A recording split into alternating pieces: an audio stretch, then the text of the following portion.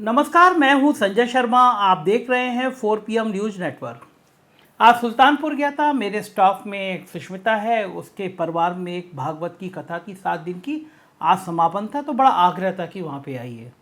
तो मैं गया। आम तौर पे मैं जा नहीं पाता हूँ क्योंकि व्यस्तता बहुत ज़्यादा रहती, तो आज मैं गया। बिल्कुल गांव था और गांव की आज बहुत सारी संस्कृति देखने को मिली कि गांव में परंपराएं कौन कौन सी बची हैं। तो चूँकि 7 दिन जब भागवत होती है तो आसपास के गांव के बहुत लोग जुट जाते हैं। तो मैं बस जस्ट समझना चाह रहा था कि गांव का परिवेश क्या है। मैंने बात करना शुरू करी कि गांव का क्या माहौल है। तो जो बुजुर्ग थे वो पुराने दौर में ले गए कि वही आप शहर के कल्चर तो बिल्कुल अलग हो गए हैं, गांव में अभी भी यही रिवायतें जारी हैं। हालांकि गांव भी अब बदल रहे हैं, उन बुजुर्गों को कहना था, लेकिन पहले के ज़माने की बात कर रहे थे कि कितना प्यार था, कितना भाईचारा था। वो कहते थे गांव में कभी कोई भूखा नहीं सो सकता। आज भी नहीं सोता है, तो पहले भी नहीं सोता था। तो बताते थे कि अगर गांव में कोई फ़कीर आ जाता था, कोई भिक्षा मांगने आ रहा होता है, तो परिवार में अगर खाना नहीं भी होगा तब भी वो भिक्षा उसको देंगे। हाँ, तो मुझे वो याद आया एक वीडियो गोंडा का। मैं भी जिक्र करूँगा उस वीडियो का कि इस वीडियो ने पूरे उत्तर प्रदेश के माथे पे कलंक लगा दिया। और मैं सवाल करूँगा प्रधानमंत्री जी से आपसे, क्योंकि चूँकि आप देश के अभिभावक हैं, आपकी एक विचारधारा है, तो आपकी एक नीति है और दुनिया में आप अपने देश का वर्चस्व आगे ले जाना चाहते हैं, आप कहते भी हैं। तो मैं आपसे सवाल जाहिर है आपसे ही करूँगा आगे। तो जब उन्होंने मुझसे कहा कि गांव में अभी भी परंपराएं, कोई भूखा नहीं सोता, कि अपने पास होना हो लेकिन हम दान देंगे ज़रूर अगर कोई घर पे मांगना आया, तो मुझे याद आया रहीमदास जी ने कहा था, रहमन वे नर मर चुके ते कुछ मांगन जाएं, उनते पहले वे मुए जिनके मुँह से निकसत ना है। मतलब रहीमदास जी कहते हैं कि वो मनुष्य तो मर चुका है जो कहीं मांगने जाता है। जो अगर आपका हाथ फैल गया तो आप मृत्यु समान हैं, लेकिन उनसे भी पहले वो मर गए हैं जिनके मुंह से निकसत ना ही, यानी जिनके मुंह से ना निकलता है। और हमारे ज़माने में पूरे इतिहास में आप पढ़ेंगे तो दानवीर कर्ण कहा ही जाता है कि मृत्यु से पहले कुछ भी अगर वो दान मांग लो तो मना नहीं करते थे। ये परंपरा रही है कि अगर कोई फ़कीर है, कोई साधु है, तो उसको हम कभी भूखा नहीं जाने देंगे, उसका सम्मान करेंगे। और ये जो अब परंपरा जो गोंडा के वीडियो के बाद में आई कि 3 फ़कीर जब गए गांव में, चूँकि हरा रंग पहने हुए थे और साफा बांधे हुए थे, तो आजकल तो रंगों से पहचान में आ जाता है कि रंग क्या हैं, और रंगों से भी अब नफ़रत हो गई है। केसरिया हिंदू हो गया है और हरा मुसलमान हो गया है। पता नहीं है मुल्क कहाँ जा रहा है कि अब रंगों में भी धर्म का बंटवारा हो गया है। तो उस गाँव में क्या हुआ ये मैं आपको दिखाना चाहता हूँ। वीडियो देखिए, गोंडा का वीडियो है। फ़कीर गाँव में जा रहे हैं। ये रवायत अब से नहीं है, ये सदियों से चली आ रही है। और हम छोटे थे, अगर फ़कीर आ जाते थे, हरे कपड़े पहन के भी आ जाते थे, तो मेरे परिवार के बड़े बूढ़े सिर झुका लिया करते थे। फ़कीर हाथ से माथे से वो जो मोरपंखी टाइप की जो होती है उसको यूँ कर लिया करते थे, कभी धुआं का यूँ आचमन कर लिया करते। ये सब श्रद्धा की बात है। मैं इन परंपराओं में यकीन नहीं करता, लेकिन ये आस्थाओं की बात है। मुल्क आस्थाओं से चलता है। लोग, ये आपकी परंपरा है और ये परंपरा शामिल है कि अगर कोई भिक्षक आया है तो आप उसको सम्मान देंगे। तो गोंडा में हरे कपड़े देख के लोग भड़क गए, उसका आधार कार्ड पूछा, उससे अपशब्द कहे, उससे गाली गलौज करी, क्योंकि उनको हरे रंग से नफरत है, उनको मुसलमानों से नफरत है। ये वीडियो देखिए। अब भाई गन गलती होएगा भी तो कान पकड़ पहले वो कान पकड़ अब हो आई बैठक मारो बैठक मारो बैठक मारो कदो गलती ना होई। अब ना होई भैया कदो तुम्हारा पंडित के काम कहूं ना जाब देजी नहीं भाई मरते हिंगा ना कदो कहूं ना जाब कहूं ना जा कदो खरगोपुर टिंगुर में कब्बो ना आईबे कब्बो नहीं का कहना खरगोपुर टिंगुर में कान पकड़ अब खरबू को बैठक मार बैठक मार तू मार बैठक। बोलो जय श्री राम। जय श्री राम। फिर से बोल जय श्री राम। जय श्री राम। और बोलो जय श्री राम, जोरस बोलो। जय श्री राम। जोरस। जय श्री राम। जय श्री राम। जोरस बोलो। जय श्री राम। तू बोल हाथ उठा के बोल दोबारा। अरे आतंकवाद अभी कानपुर में परसों उतना पत्थरबाजी की ही नहीं कि पूरा मारी नहीं सब मिटाए दी नहीं। काय ना लिखा अब भाई मार तो मार है पहुंचा दे तू है चुप रहो, 1 मिनट चुप रहो, शांत रहो। नहीं तो ये जाए ना दो आतंकवादी हो आया है क्या नाम है तुम्हारा? दूर हो पहले और दूर हो पहले। क्या नाम है तार? हैं? और क्या नाम है? तेरे बाप के क्या नाम है? हैं? दुख इस बात का है कि ये जो अभद्र बम बात कर रहा है नौजवान, कितनी उम्र रही होगी इसका? 18-19 साल। और जो पीछे वीडियो में भाग रहे हैं लड़के कितने साल के होंगे? 13 साल, 14 साल।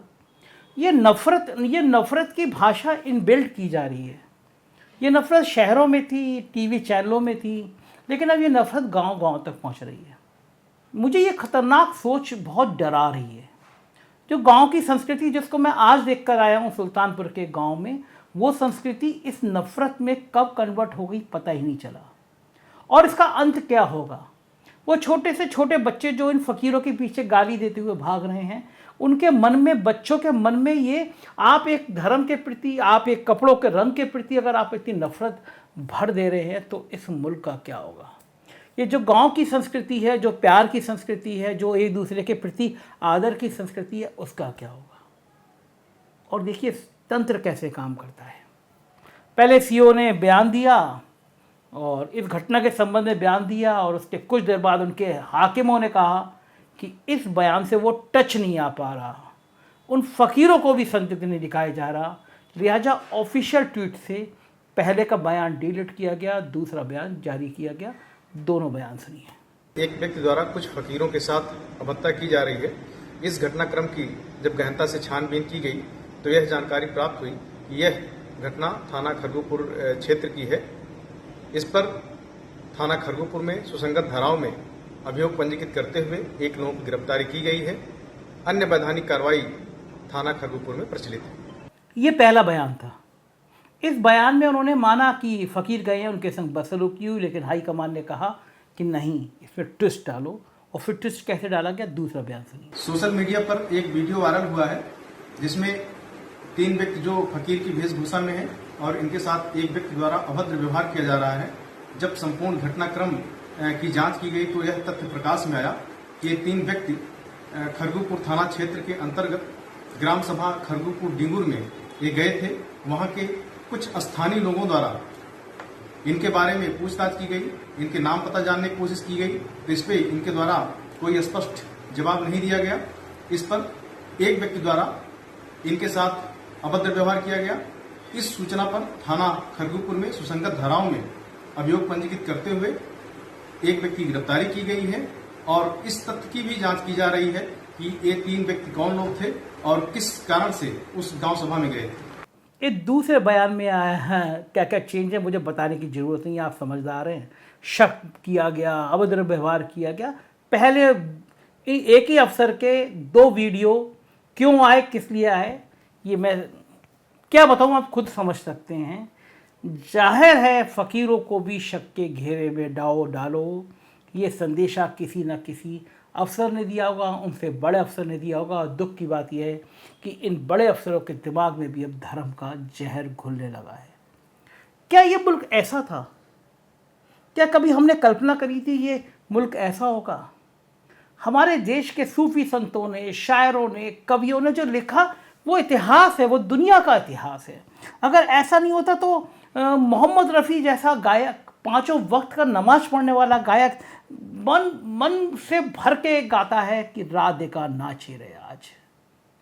कोई आप सोच सकते हैं, जब आप सुनते हैं राधिका नाचे रे तो आपके मन में कभी ख्याल आ सकता है कि मुसलमान गायक जो 5 वक्त का नमाज पढ़ रहा है वो इतनी आत्मा के सुर से सुर मिला के गाना गा रहा है। वो मोहम्मद रफ़ी गाना गा रहा है गोविंदा आला रे। आवाज में गाने को सुनिए लग रहा है गोविंद खुद उतर आए हैं, भगवान कृष्ण खुद उतर आए हैं और गा रहा है एक मुसलमान। ये था देश, ये था हिंदुस्तान, ये थी हमारी सभ्यता। शकील बदायूनी जैसा शायर लिख रहा है मन तड़पत हरि दर्शन को आज। कलम उठाई मुसलमान शायर ने और लिख रहा है मन तड़पत हरि दर्शन को आज। लाइनें सुनेंगे, लाइनें पढ़ेंगे, लाइनें महसूस करेंगे और लाइनें जिएंगे तो आपको समझ में आएगा कि शायर, सूफी, लेखक, कवि ना हिंदू ना मुसलमान। क्या कलम थी, क्या सोच थी। शकील लिख रहे हैं मोहे मनपन घट पर नंदलाल छेड़ गयो रे। ये शकील लिख रहे हैं मोहे पन घट पर नंदलाल छेड़ गयो आज। आत्मा में कृष्ण को बसा के लिख रहे हैं। कलम नहीं चलती ईश्वर का अगर मन में नहीं होगा। आप रंगों को, आप फकीर को मुसलमान और हिंदू में बदल दे रहे हैं। साहिल लुधियान भी लिख रहे हैं, मेरे रोम रोम में बसने वाले राम। कभी कभी मैं अकेला बैठता हूँ, ये गाना लगाता हूँ, मुझे बहुत अच्छा लगता है गाना। साहिल लुधियान भी लिख रहे हैं, मेरे रोम रोम में बसने वाले राम, जगत के स्वामी है अंतर्यामी। ये राम है, ये मुल्क है, ये देश है, ये शकील है, ये मोहम्मद रफ़ी है, ये साहिल लुधियानवी है, ये मुल्क है। और आप उसको फ़कीर के रंग में, फ़कीर के कपड़ों के रंग में नफ़रत का घोल मिला के बच्चों के दिमाग में एसिड की तरह, तेजाब की तरह भर रहे हैं। कबीर, प्रधानमंत्री नरेंद्र मोदी जी का बनारस का कबीर, क्या लिखा है कबीर ने? कौन बता पाया उसके मरने के बाद कि इसको दफनाया जाए या इसको जलाया जाए? कबीर ने लिखा है, बुरा जो देखन मैं चला, बुरा ना मिला कोई, जो दिल झांका आपने, मुंह से बुरा ना मिला कोई। अपने अंदर झांक के तो देखो, रंगों में क्या ढूंढ रहे हो, हिंदू मुसलमान में क्या ढूंढ रहे हो। कभी अपने अंदर झांक के देखो कि तुम क्या हो, तुम्हें क्या बनाया जा रहा है। कबीर दास जी का एक दोहा मुझे बहुत अच्छा लगता है। हिंदू कहें राम प्यारा, हिंदू कहे राम प्यारा, तुर्क कहें रहमाना। हिंदू कहे राम प्यारा, तुर्क कहें रहमाना, आपस में दो लड़े मरे, मरम ना कोई जाना। मतलब हिंदू कह रहा है कि मेरे राम प्यारे हैं, और तुर्क कहते हैं मेरे रहमान प्यारे हैं। आपस में लड़ गए, मर गए, लेकिन सच कोई नहीं जान पाया। क्या फर्क है राम में, मोहम्मद में, जीसस में और गुरु नानक में? सारी ताकत एक है, एक ही जगह जाना है, एक ही मंजिल है, एक ही लक्ष्य है। परमपिता परमेश्वर को पाने का एक ही रास्ता है, वो रास्ता प्यार का है। नफरत के रास्ते से कभी आप ईश्वर को नहीं पा सकते। आपका राम नफरत के रास्ते से मिल ही नहीं सकता। आपका कृष्ण जीता जागता प्रेम का एक भंडार है। आपके शिव जहर को पी के, जहर को आत्मसात करके दुनिया को प्यार का संदेश देने वाले ईश्वर हैं। आप नफरत से कभी भगवान को नहीं पा सकते। भगवान का रास्ता नफरत से जा ही नहीं सकता। जिस व्यक्ति के अंदर प्रेम नहीं है, वो ईश्वर की बात भी नहीं कर सकता, वो सिर्फ ढोंग करता है। ईश्वर से संबंध, ईश्वर से रिश्ता, ईश्वर से नाता वही व्यक्ति कर सकता है जिसके अंदर प्यार भरा है। पोथी पढ़ पढ़ जग मुआ, पंडित भया ना कोई, ढाई आखर प्रेम के, पढ़े सो पंडित हुए। मैं कह रहा हूं ना, वो प्यार जो आप अगर प्यार की भाषा पढ़ेंगे तभी आप पंडित होंगे। नफरत की भाषा से आप कुछ नहीं होते। काकर पाकर जोड़ के मस्जिद ली बनाए, ता ऊपर मुल्ला बांग दे, क्या बहरा भय खुदा है। क्या क्या क्या सोच है? आपने मस्जिद बना ली, उसके ऊपर लाउड स्पीकर लगा दिया, उस पर आप अजान दे रहे हैं, मन में नफरत है तो क्या करेंगे आप? कभी ने सब पे चोट करी है। एक तरफ वो कह रहे हैं कि क्या अल्लाह में सुनाई नहीं पड़ रहा है जो आप मस्जिद के ऊपर चढ़ के अजान दे रहे हो, बांग दे रहे हो। दूसरी तरफ वो हिंदुओं के लिए भी कहते हैं, पहाड़ पूजे हरी मिले तो मैं पूजू पहाड़। मतलब अगर पत्थर को पूजने से हरी मिल जाए तो मैं पूरे पहाड़ को पूजूं, ताते ये चाकी भली पीस खाए संसार। मतलब अगर आपको पत्थर को पूजने से आपको हरी मिल रही, मैं पूरा पहाड़ पूज लूंगा, उससे तो ये घर की चाकी बड़ी, मतलब जिसको हम सिलबट्टा कहते हैं, ये भली इसे पीस खाए संसार। उस कबीर को मैं भी मानता हूं, आप भी मानते होंगे, हमारे मोदी जी भी मानते हैं। बनारस गए तो कबीर के आश्रम में गए। अब बात मैं मोदी जी आपसे करना चाहता हूं। आप निसंदेह वो प्रधानमंत्री हैं जिन्होंने देश की लोगों में विश्वास पैदा किया है। देश के लोगों में, जिस समय देश के लोग इस भय में थे, इस भ्रम में थे कि हम सब कुछ नेगेटिविटी आ गई है, कम से कम उस देश में, नेतृत्व में आपने भरोसा पैदा किया है। आज भी लोग कहते हैं कि आपके समकक्ष कोई नेता विकल्प नहीं बन पा रहा। इसमें भी कोई दो राय नहीं है कि खाड़ी के मुल्क में सम्मान भारत का आपने बढ़ाया। आप पहले प्रधानमंत्री थे जिसको यूए में सबसे ज़्यादा उनका खिताब दिया गया, अवार्ड दिया गया, और आप पहले प्रधानमंत्री थे जिन्होंने, जब शेख आए वहाँ के, तो आपने एयरपोर्ट पे जाकर उनका स्वागत किया। यूएई में, यानी खाड़ी के देशों में भारत का निर्यात बढ़ा, व्यापार बढ़ा। मगर प्रधानमंत्री जी, क्या आपकी जिम्मेदारी नहीं है? ये गोंडा में अगर 3 फकीर पिटते हैं, अपने रंगों के कारण पिटते हैं, अपने धर्म के कारण पिटते हैं, तो क्या अमेरिका में बैठा हुआ व्यक्ति आपसे सवाल नहीं करेगा? क्या लंदन में बैठा व्यक्ति आपसे नहीं पूछेगा कि आप तो दुनिया की सबसे बड़ी इकोनॉमी बनने की तरफ जा रहे हैं, आप विज्ञान की बात करने जा रहे हैं, आप देश को बदलने की और दुनिया को बदलने की बात करने जा रहे हैं, आप दुनिया का नेतृत्व करने की बात करने जा रहे हैं, तो आपके उत्तर प्रदेश के गोंडा में कुछ सिर्फ लोग कपड़ों के धर्म नाम पर और धर्म के नाम पर फकीर को क्यों पीट रहे हैं? मैं जानना चाहता हूं मोदी जी, क्या आपको दुख नहीं होता?